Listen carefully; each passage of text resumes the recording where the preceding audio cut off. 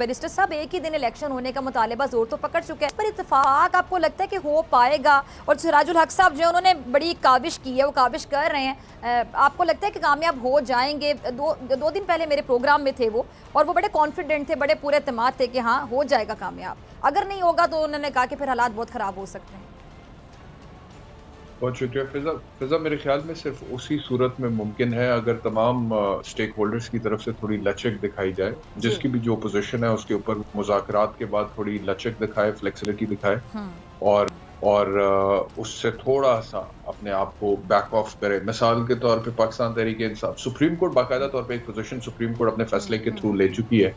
पहले ये था कि जी 30 अप्रैल को इलेक्शंस होंगे पंजाब में, अब ये है कि 14 मई को होंगे। लेकिन एक तरह से अगर सुप्रीम कोर्ट के जज साहिबान के आप रिमार्क्स देखें तो उन्होंने सियासतदानों को कहा है कि the ball is in your court और आप खुद से कोई फैसला करें, और अगर आप एक पॉइंट पर इकट्ठे हो जाते हैं तो अदालत के लिए भी काम आसान हो जाएगा। यानी कि उनका जो 14 मई का एक फैसला इनफील्ड है वो उसके ऊपर भी नजरसानी करने के लिए तैयार है। इन केस के पॉलिटिशियंस के माबैन अगर किसी किस्म की कोई सेटलमेंट होती है, तो अगर इनके दरमियान कोई सेटलमेंट हो जाती है, जिसके इम्कानात मुझे फिलहाल बहुत कम नजर आ रहे हैं, फिर तो ये हो जाएगा जो आप कह रही हैं। ठीक है। लेकिन अपेरेंटली मामला जो है वो थोड़े कशीदा है, इख्तलाफ की सूरत हाल है, तसादुम की सूरत हाल है, केओस है, कुछ बदले की आग है, कुछ ख्वाहिशात का समंदर है जो थमने में नहीं आ रहा।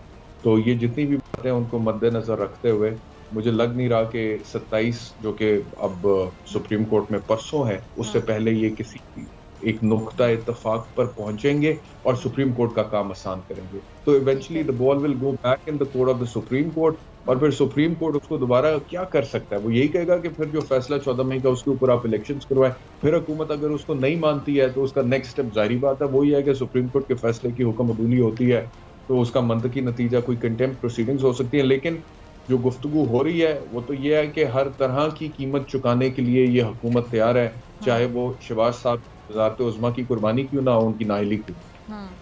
राना सनाउल्लाह साहब ने एक बयान इस तरह का दिया कि चाहें तो इमरान खान के खिलाफ सजाए मौत वाले केसेस बना सकते हैं। ये इंतहाई खतरनाक किस्म के बयान आते हैं, कैसे देख रहे हैं? ऑलरेडी बनाए फिजा उन्होंने, दहशतगर्दी के जो मुकदमात बने इमरान खान के खिलाफ, कत्ल का मुकदमा जो ज़िले शाह का इमरान खान के ऊपर डाला है, उसकी मैक्सिमम पनिशमेंट डेथ सेंटेंस है, सजाए मौत हो सकती है।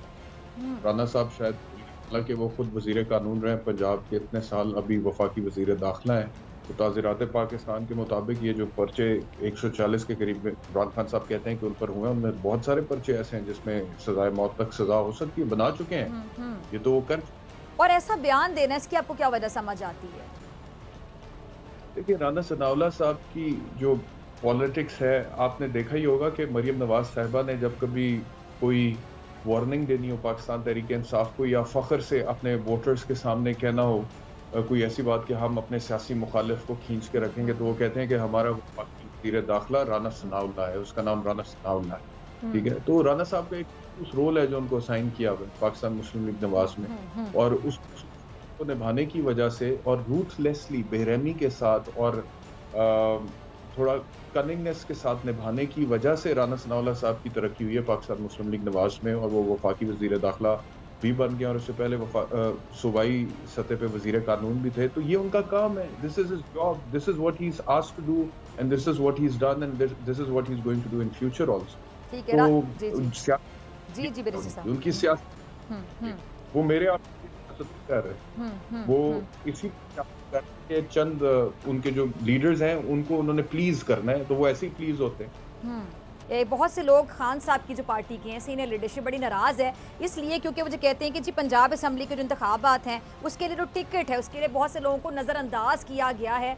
इसको आप कैसे देखते हैं? मतलब जब टिकट दिया जाता है, सारी बात है जो लीडर है उसने भी कुछ सोच समझ के टिकट दिए, जिनको दिए हैं, लेकिन जिनको नहीं मिले, एक जो तनकीद की जा रही है सोशल मीडिया पर, हम देख रहे हैं कि बहुत से लोग जो सीनियर लीडरशिप है वो भी काफ़ी नाराज़ दिखाई दे रही है।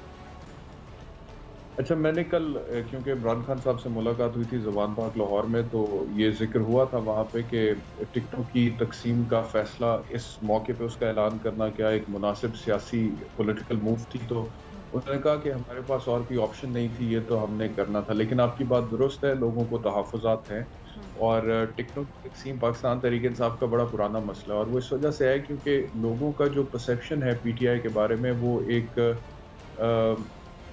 रेगुलर पॉलिटिकल पार्टी का नहीं है। इमरान खान साहब ने जिस तरह से इसको बिल्ड किया है, वो सर्टनली लोग उसको तब्दीली की एक जमात समझते हैं। फिर बहुत सारे ऐसे लोग जो कि फर्स्ट टाइमर्स होते हैं, जो कि आइडियोलॉजिकल बेसिस पे, नज़रियाती बुनियादों पे सियासत में आते हैं, शायद अदरवाइज वो रिवायती जो हमारी यहाँ पे सियासी जमातें उसमें सियासत में हिस्सा लेने का ना सोचें, लेकिन वो इमरान खान को ज्वाइन करने का सोचते हैं। फिर वो कोशिश करते हैं, लेकिन जब वहां पर जाके एक टिपिकल पॉलिटिक्स पीटीआई के अंदर वो देखते हैं तो उनको डिसअपॉइंटमेंट होती है। कुछ लोग ऐसे अभी तक हैं जो मुझसे रब्ता कर रहे हैं और मुझे कह रहे हैं कि जी हमारे साथ बड़ी ज्यादा पाकिस्तान तहरीक इंसाफ का टिकट जो है हमने अप्लाई किया था लेकिन हमें नहीं मिल रहा।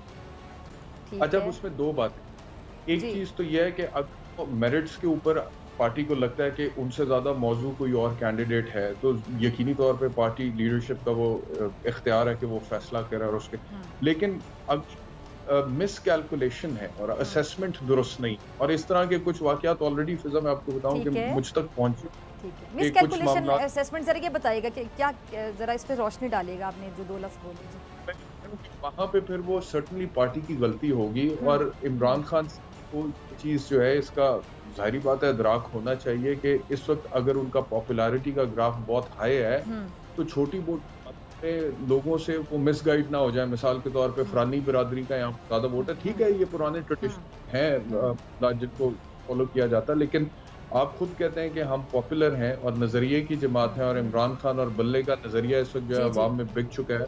के ऊपर हौसला रख के जो मेरिट्स पर ठीक लोग हैं, ये नहीं कि जो भी मतलब कि जिस तरह का भी बैकग्राउंड है, मिसाल के तौर पे ऐसे लोग भी आपको मिलेंगे जिनका बड़ा अजीबोगरीब किस्म का बैकग्राउंड है, जिनके ऊपर बहुत अजीबोगरीब किस्म के इल्जामात है, लेकिन वो भी पाकिस्तान तहरीक इंसाफ के टिकट के लिए अप्लाई करेंगे और उनको मिल भी जाएंगे। ये मैंने देखा है, अभी की आ रही हैं।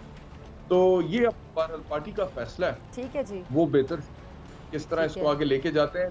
सर्टनली यहाँ पे केयरफुल रहने की जरूरत है इमरान खान को, because birds of same feather flock together. जिन लोगों को छोड़ेंगे वही कल को आपके तर्जुमान है, आपके रिप्रेजेंटेटिव्स हैं, उन्हीं से आपने लोगों में पहचाने जाना है, उन्हीं की कारकर्दगी पे आपकी हुकूमत डिपेंड